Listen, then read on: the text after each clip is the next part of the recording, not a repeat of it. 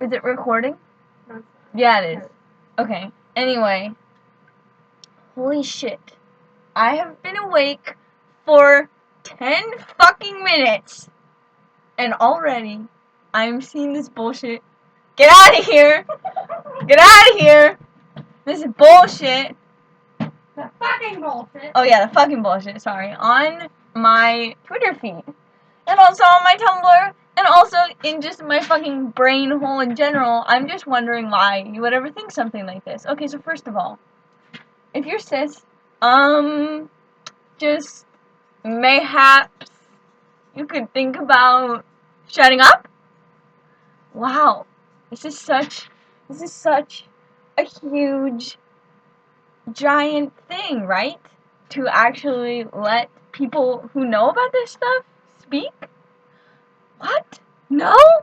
I know. Okay, so anyway, first, I originally was going to make this because I want to talk about Gerard and trans baiting, which I'm not sure where that term came from, because I think it came from queer baiting, which is an actual thing, but I don't understand how you could bait with the trans person. Okay, so first off, one, I don't understand this huge, like, he's doing it for a monetary gain. Have you ever, like, spoken to a trans person on the internet?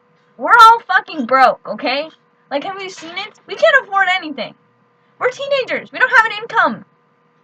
Most of us don't have an income. It's, like, literally that simple. So I don't know where you think this, like, giant influx of money is coming from his, like, outcasts. Because he likes to rein in the outcasts, when literally he said he likes to rein in the outcasts so he doesn't feel alone. Which isn't a bad thing. Like, if you look at it, how he's creating a community for everybody, it's literally not a bad thing that Lola doesn't have a gender and uses they them pronouns. So, like, I don't understand where you think, like, this, like, 2 words and a couple of things Gerard has said is making him, like, $30,000 million. Like, it is not this huge, oh my god, everything Gerard does is for fucking money. He's such a money-grabbing idiot, and I want him to fist me until I die. Like, okay, I just don't understand how you could possibly, I'm sorry that this is not even coherent at all, because I've been having a lot of thoughts lately about it, and I don't understand. Okay, so, like, clearly, if you're cis, you don't know what it's like. I'm sorry, but you don't.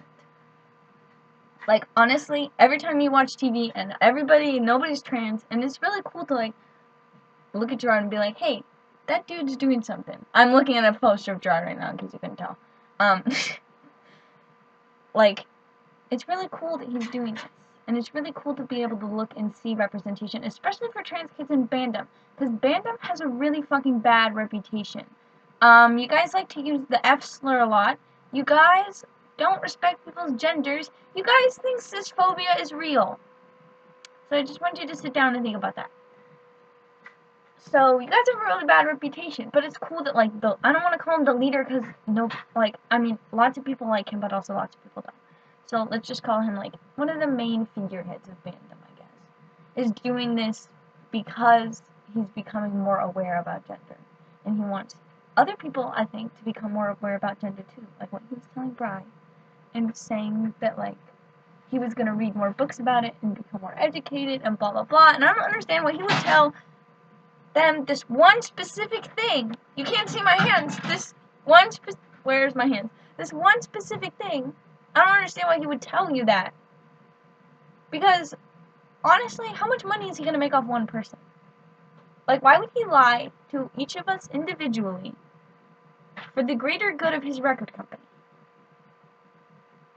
I don't see the logic here. Second of all, Lola isn't an inanimate object. I don't know where you guys are getting this. They are not this fucking floppy monkey suit that just, like, wiggles around on the ground. Get out of here. I'm trying to be serious. I'm trying to open up my window. Okay, anyway, it's not just this fucking, like, floppy pink monkey suit on the ground. Like, it's a character. It's a character. Not it, they. Sorry. They're a character. They're not dead. They're very alive. Even if it's fictional or whatever you want to say, it's some person pretending to be Lola which, I don't know, isn't that fucking difficult? Because literally there are people out there, you go to, okay, I bet in your town you have a playhouse, right? So you go to the playhouse and you watch a play, and there's like 20 people pretending to be different people. There's, like, it's literally, Halloween is a holiday about pretending to be people. So even if there is a person pretending to be Lola, which, whatever, Lola is still a character, and therefore Lola still has their own gender, which in this case isn't one. But anyway, so Lola has their own gender, and it's literally that simple. And if you don't respect their pronouns, that makes me really fucking wary of you. Because if you don't even respect a giant pink furry cat monkey who doesn't really, like, I mean, they exist, clearly. I'm looking at a photo of Gerard being Lola right now. But, like, if you don't think that, like, they're worthy of respect, why would you think other trans people are worthy of your respect? Like, if you think Lola is an inanimate object, if you think Lola is a furry pink cat monkey suit laying on the ground, gathering up dust, how do you think real people are? Like, you gonna disrespect our genders because you don't feel like we're valid either? There's no valid way to have a gender. I'm sorry, I'm blowing your whole fucking mind right here. Nothing has a gender. Pronouns, no genders. Names, no genders. It's whatever you are. It's literally that simple. So, Lola being pink and Lola having a girl name, names don't have genders and neither do colors.